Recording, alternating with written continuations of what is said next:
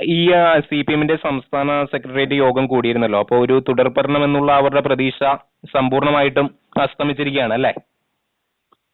തീർച്ചയായിട്ടും എന്ന് പറഞ്ഞാല് അവരിപ്പോ തന്നെ പറഞ്ഞത് 72 മുതൽ 75, 80 താഴെ സീറ്റുകൾ എന്നൊക്കെയാണ്.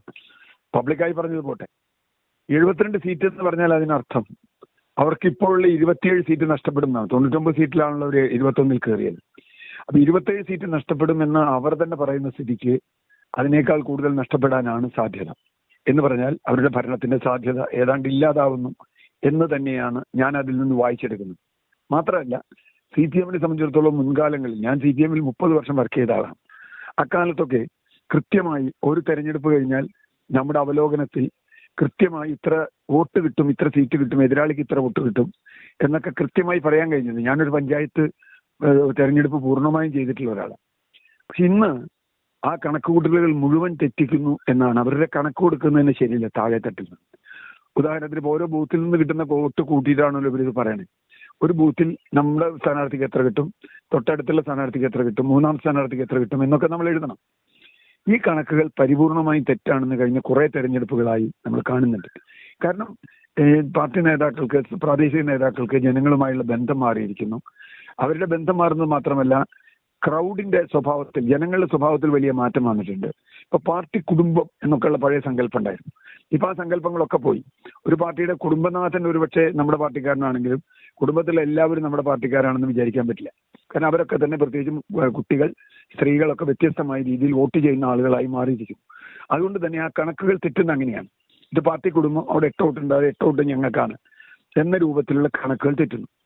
പിന്നെ മാത്രമല്ല, പുതിയ പുതിയ ആളുകൾ വരുന്നു, നഗരവൽക്കരണം വരുന്നു. അതുകൊണ്ട് തന്നെ ഒരു പിടി ഇവർക്കില്ല.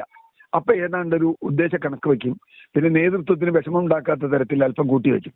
കാരണം ഇല്ലെങ്കിൽ അവർ പറയില്ലേ നിങ്ങളുടെ ബൂത്തിൽ വളരെ മോശമാണെന്ന്.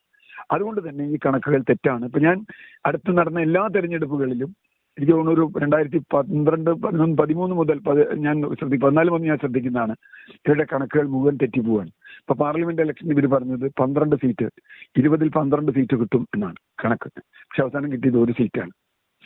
അതുകൊണ്ട് ഈ കണക്കുകളിൽ ചിലപ്പോൾ കൂടാൻ കുറയാം. ഞാൻ കുറയുന്ന പറഞ്ഞാൽ ഇതൊരു കൺസർവേറ്റീവ് കണക്കാണ് കൊടുത്തെങ്കിൽ ചിലപ്പോൾ കൂടാം, ഇല്ലാന്ന് ഞാൻ വാദിക്കുന്നില്ല. പക്ഷേ സാധാരണഗതിയിൽ കുറയാനാണ് സാധ്യത. അങ്ങനെ വന്നാൽ അതൊരു കാര്യം.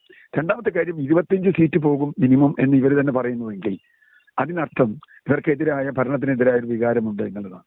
ഈ ഭരണത്തിനെതിരായ വികാരം 25 സീറ്റിൽ മാത്രം നിൽക്കുമോ അതോ ഒരുപക്ഷെ കേരളത്തിൽ മുഴുവൻ അതുണ്ടോ എന്ന ചോദ്യമുണ്ട്. അതുകൊണ്ട് തന്നെ ഭരണത്തിനെതിരായ ശക്തമായ വികാരമുണ്ട് എന്ന് അംഗീകരിക്കുന്നതാണ് പാർട്ടിയുടെ ഈ വിലയിരുത്തൽ തന്നെ. അതുകൊണ്ട് ഇവർക്ക് ഭരണം നഷ്ടപ്പെടാനാണ് സാധ്യത. ഈ 50 സീറ്റ് ഷുവർ സീറ്റ് ആണെന്നൊക്കെ പറയുന്നത്, അതിനോട് എങ്ങനെയാണ് പ്രതികരിക്കുന്നത്? അല്ല, ഈ ഷുവർ സീറ്റ് എന്ന് ഇവർ പറയുന്നതിന് കാരണം 2009-ൽ ഇവിടെ ഡീലിമിറ്റേഷൻ കഴിഞ്ഞതിന് ശേഷം പല പാർട്ടിക്കാരും സൂത്രത്തിൽ പല സീറ്റുകളും അങ്ങനെ ആക്കിയെടുത്തിട്ടുണ്ട്. പ്രത്യേകിച്ചും ലെഫ്റ്റ് 50 സീറ്റ് അവർക്ക് എണ്ണത്തിൽ കിട്ടുന്നതാണെന്ന് അവർ കണക്കാക്കുന്നു. കാരണം അവർ സാധാരണ തന്നെയാണ് ഷുവർ സീറ്റായി അവർ കണക്കാക്കുന്നു. പക്ഷെ അതിനുള്ള പ്രശ്നം, ആ സീറ്റുകളിൽ പോലും ആളുകളുടെ മാറ്റം ഇവർ പരിഗണിക്കുന്നില്ല. ഇപ്പൊ ഞാൻ ഒറ്റ ഉദാഹരണം പറയാം.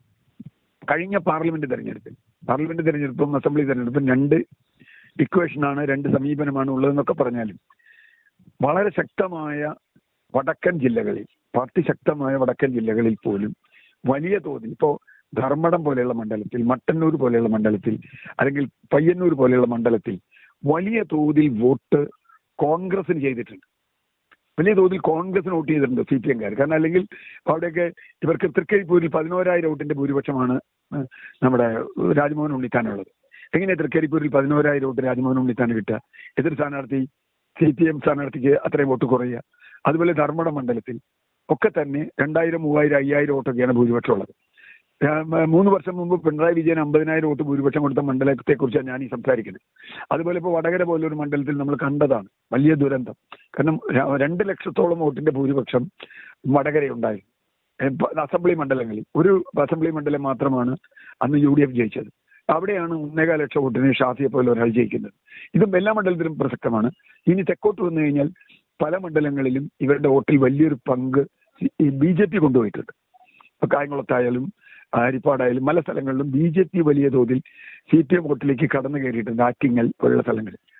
എങ്ങനെയാണ് അത്രയും വോട്ട് ഇവർ മാറി ചെയ്യുക? ഉറച്ച കോട്ടയാണെങ്കിൽ, അവർ ഒരിക്കലും മാറാത്ത വോട്ടാണെങ്കിൽ ഈ വോട്ട് എങ്ങനെ മാറുക? അപ്പോൾ ഈ ഉറച്ച കോട്ട എന്ന് പറയുന്നതിലുള്ള ഒരു പരിമിതി രണ്ട് തരത്തിലാണ്. ഒന്ന്, ജനങ്ങളുടെ ആ ഡെമോഗ്രാഫിയിൽ വന്ന വ്യത്യാസം കുറെ ഉണ്ടാവാം. അതിനേക്കാൾ കൂടുതൽ ഇപ്പോൾ പ്രത്യയശാസ്ത്രപരമായി അത്ര ഉറച്ച വോട്ടുകൾ ഉണ്ടോ എന്ന് സംശയമാണ്. അത്ര പ്രത്യയശാസ്ത്രപരമായി ഉറച്ച വോട്ടുകളാണ് ഉള്ളതെങ്കിൽ ധർമ്മടത്തുള്ള CPM വോട്ട് ചെയ്ത ആളുകൾ, പിണറായി വിജയൻ വോട്ട് ചെയ്ത ആളുകൾ ഇങ്ങനെ മറ്റേ കണ്ണൂർ സുധാകരൻ വോട്ട് ചെയ്യുക. ഞാൻ പറഞ്ഞത് അത്ര ഉറച്ച പ്രത്യയശാസ്ത്രപരമായി ഉറച്ച മണ്ഡലങ്ങൾ എന്ന ധാരണയ്ക്ക് ഇപ്പോൾ വല്ലാതെ ഇളക്കം വന്നിട്ടുണ്ട്. മൂന്നാമത്തെ കാര്യം, ഭരണവിരുദ്ധ വികാരം ഉണ്ടെങ്കിൽ, അത് ഭരണവിരുദ്ധ വികാരം എന്ന് ഞാൻ പറയുന്നത് പലതരത്തിൽ വ്യാഖ്യാനിക്കുന്നുണ്ട്. പിണറായി വിജയൻ എന്ന വ്യക്തിക്കെതിരായ ഒരു വികാരം പാർട്ടിക്കകത്ത് തന്നെ ഉണ്ട് എന്ന് പറയുന്നുണ്ട്. ഭരണത്തിന്റെ പ്രശ്നങ്ങളുണ്ട്. പിന്നെ അതിനകത്ത് അവിടെ ഉണ്ടായിട്ടുള്ള സംഘർഷങ്ങൾ, ടി കെ ഗോവിന്ദന്റെയും വി കുഞ്ഞികൃഷ്ണന്റെയും ഒക്കെ സ്ഥാനാർത്ഥിത്വം പോലെയുള്ള സ്ഥലങ്ങൾ, ഇതൊക്കെ ഉറച്ച മണ്ഡലങ്ങളിൽ വലിയ തോതിലുള്ള എന്താ പറയാ താഴെത്തട്ടിലെ ചലനങ്ങൾ ഉണ്ടാക്കിയെന്ന് പലരും വിശ്വസിക്കുന്നുണ്ട്. അങ്ങനെയാണെങ്കിൽ പിന്നെ ഇങ്ങനെ ഇത് ഉറച്ച മണ്ഡലം എന്ന് പറയാം. അപ്പൊ യഥാർത്ഥത്തിൽ ഉറച്ച മണ്ഡലങ്ങൾ എന്ന് പറയുന്നത് ജനങ്ങളെ ഒരു തരത്തിൽ കളിയാക്കലും കൂടിയാണ്. കാരണം അവരൊരിക്കലും അഭിപ്രായം മാറ്റില്ല നമ്മുടെ ഒരു വിശ്വാസമാണ്. ഇപ്പൊ അങ്ങനെ പറയാൻ പറ്റുന്ന മണ്ഡലങ്ങൾ വളരെ കുറവാണ്. ഒരു പരിധിവരെ ഞാൻ കണക്കാക്കുന്നത് മുസ്ലിം ലീഗിനും കുറച്ച് മണ്ഡലങ്ങളിൽ CPM-നും ചില മണ്ഡലങ്ങളിൽ കോൺഗ്രസിനും ഉറപ്പായി ജയിക്കാൻ കഴിയും എന്നുള്ളത്. അതാ വലിയ വ്യത്യാസം കൊണ്ടാണ്. ഇപ്പൊ കഴിഞ്ഞ നിയമസഭാ തെരഞ്ഞെടുപ്പിൽ 35,000 വോട്ട് ലീഡ് നേടിയ ഒരു മണ്ഡലം ഈ വർഷം തോൽക്കുകയാണെങ്കിൽ പിന്നെ അതെങ്ങനെ ഉറച്ച മണ്ഡലം എന്ന് പറയാം? അതുകൊണ്ട് ഉറച്ച മണ്ഡലം എന്ന വാക്കിന് ഞാൻ വലിയ അർത്ഥം കാണുന്നില്ല. അപ്പോൾ ബീഹാറിലെയും ത്രിപുരയുടെയും അവസ്ഥ തന്നെ ആയിരിക്കും കേരളത്തിലും CPM-നെ കാത്തിരിക്കുന്നത് എന്ന് ഞാൻ പറയില്ല.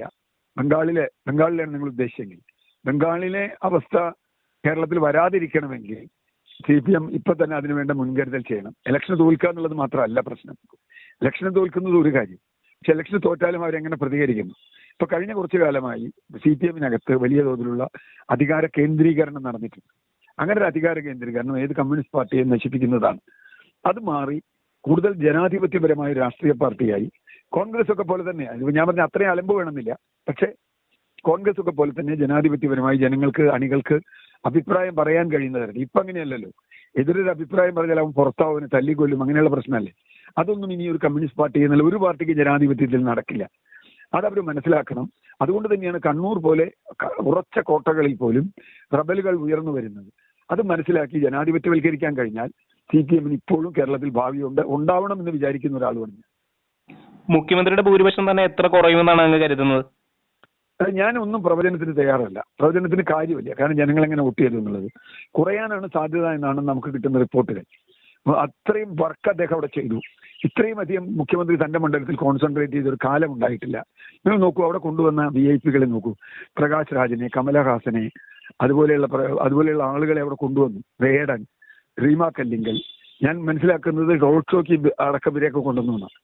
മുഖ്യമന്ത്രിയുടെ ഒരു മണ്ഡലത്തിൽ ഇത്ര ആളെ കൊണ്ടുവരണോ? നേരെ മറിച്ച് ഇപ്പോൾ കടുത്ത മത്സരം നടക്കുന്ന ശൈലജ ടീച്ചറുടെ മണ്ഡലത്തിൽ അത്ര ആളെ കൊണ്ടുവന്നെങ്കിൽ എനിക്ക് മനസ്സിലാക്കാം.